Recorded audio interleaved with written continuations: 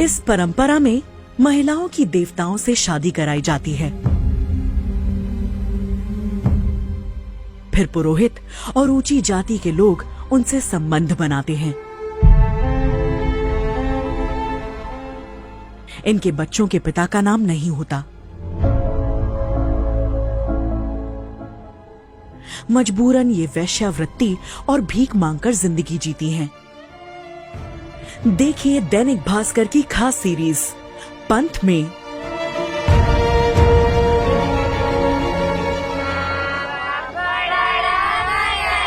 एक ऐसी परंपरा जहां धर्म के नाम पर बच्चियों को मंदिर में दान कर देवदासी बनाया जाता है। देवदासी प्रथा भले ही गैर कानूनी है, लेकिन दक्षिण भारत के कई राज्यों में आज भी ये प्रथा जारी है।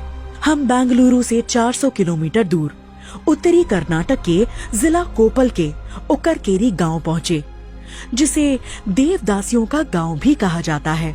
देवदासी प्रथा यानी कि दर्द और पीड़ा की जीती जागती कहानियाँ उस श्रापित समुदाय की जिंदा लाशें जिन्हें सरकार भुला चुकी है। मणिमाला यानी मंगलसूत्र, हाथ में हरे रंग की चूड़ियाँ, चांदी के पतले कड़े और पडलिगी यानी बांस की टोकरी इनकी पहचान है। देवदासियों का जिक्र पुराणों में मिलता है। चोल वंश और गुप्त काल में भी देवदासी की प्रथा थी। 6वीं शताब्दी में शुरू हुई इस प्रथा ने 9वीं 10वीं शताब्दी तक भारत में अपनी जड़ जमा ली थी। योनसांग अल-बरूनी, अरब यात्री अबू जैद अल हसन जैसे विदेश यात्रियों ने अपने लेखों में देवदासियों का जिक्र किया है। शुरुआती दौर में देवदासियां मंदिर की देखभाल और गर्भगृह के बाहर बने मंडपों में नृत्य करती थीं। आगे चलकर ये प्रथा वेश्यावृत्ति में बदल गई। ऊंची जाति के मर्द हमारे साथ जब तक चाहें शारीरिक संबंध बनाते हैं। एक बार हम प्रेग्नेंट हुए कि दोबारा वो अपनी शक्ल नहीं दिखाते। हमारी किस्मत खराब है कि हम इसे शोषण भी नहीं कह सकते हैं। देवदासी महिलाएं शूद्र होती हैं। ऊंची जाति के लोग संकट आने का डर बताकर दलित परिवार की लड़कियों को देवदासी बनाते रहे हैं। मैं और मेरी बेटी दोनों ही देवदासी हैं। इसकी दिमागी हालत ठीक नहीं है। इसके साथ कौन रहेगा? इसलिए मेरी बेटी देवदासी बना दी गई। कम से कम भीख मांगकर जिंदगी तो जी सकेगी। देवदासियों के बच्चों को पिता का नाम नहीं मिलता। ये केवल अपनी माँ के सहारे जिंदगी काटते हैं। बाप ये कौन बोलता? हमको नहीं देखने को नहीं है। किन बाप बोलते?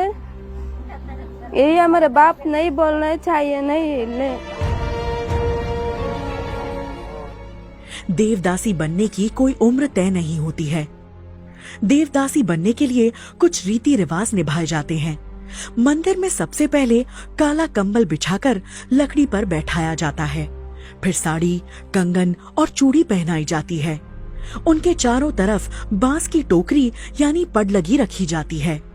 फिर 5 देवदासियां हुदो हुदो मंत्र का जाप करते हुए माथे पर आड़ा सिंदूर लगाकर मणिमाला यानी मंगलसूत्र पहनाती हैं, जिसके बाद 5 घरों से भीख मांगकर लानी होती है।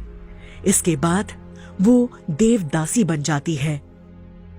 देश भर में देवदासियों को कई नामों से पुकारा जाता है, जैसे उड़ीसा में महारी यानी महान नारी, कर्नाटक में राजा दासी जोग थी, महाराष्ट्र में मुरली और भाविन। वहीं स्थानीय देवियां यल्लमा, होलगेमा और होसुरमा के नाम पर दलित महिलाओं को देवदासी बनाया जाता है। यह तीनों देवियां बहन हैं, जिनके मंदिरों में आज भी देवदासियां मौजूद हैं। तो इनका कहना है बसम्मा का कि ये अभी 3 साल पहले देवदासी बनी है। तो बसम्मा की जो बात है वो सरकार के दावों की पूरी तरह से पोल खोल रही है। कर्नाटक सरकार ने 1982 में इस प्रथा पर रोक लगा दी थी, लेकिन आज भी कर्नाटक में लगभग 70,000 से ज्यादा देवदासियां मौजूद हैं। और सरकार से इनको खाली 1500 रुपया पेंशन मिलती है। आजकल 1500 रुपया में इनके गुजारा चलना बहुत मुश्किल है। और इनका जो लड़के लोग हैं इनको अलग से ही देखते हैं। इनकी बहुत कठिन परिस्थिति में ये जीवन चला रहे हैं। पूर्णिमा की रात देवदासियां देवियों को खुश करने के लिए सालों से मंदिर में पूजा पाठ की रस्में निभाती आ रही हैं। गोद में बच्चे लिए लोगों की खुशियों की दुआएं देती ये देवदासियां खुद के जीवन में खुशियों से दूर हैं।